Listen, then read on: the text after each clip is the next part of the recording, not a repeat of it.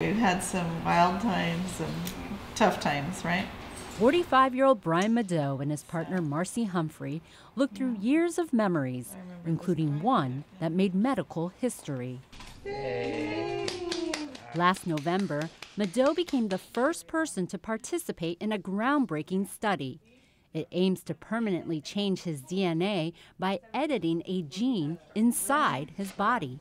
When they administered the infusion, I was very nervous, a little bit scared. Now researchers are sharing early results on Madeux and 3 other patients. For some, there are promising signs. Still very early in the clinical trial, to be too positive, but at the same time, I'm still very encouraged by what we've seen to date. I did that sample at 6 a.m. Like Madeux, the patients all have Hunter syndrome, caused by lack of a gene that makes an enzyme needed to break down complex sugar molecules.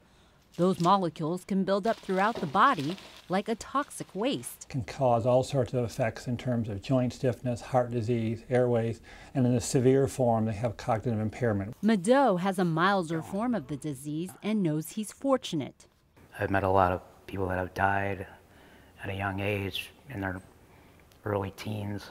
The treatment aims to replace the missing enzyme by using proteins called zinc fingers to cut his DNA and insert a working gene. We can now have the liver produce, the missing enzyme and thereby hopefully prevent all the toxic effects we see in Hunter syndrome. 6 patients are currently in the study. Madeux and another patient were given a low dose. Urine tests suggest it has not improved their total levels of the harmful sugars, although one type was lower. However, 2 others who got a medium dose had their sugars decline 51% after 4 months. Doctors say it isn't proof the gene therapy is the reason, but it's a very good sign. It does suggest the possibility of making enzymes, so only with time if we see the sustained reduction, will be more significant. Another 2 patients have been tested with an even higher dose, and it's too soon to have results on them. So they gave us a month's supply here. The next step is to take some of these patients off their weekly enzyme treatment to see if their bodies can make enough 7 by vials.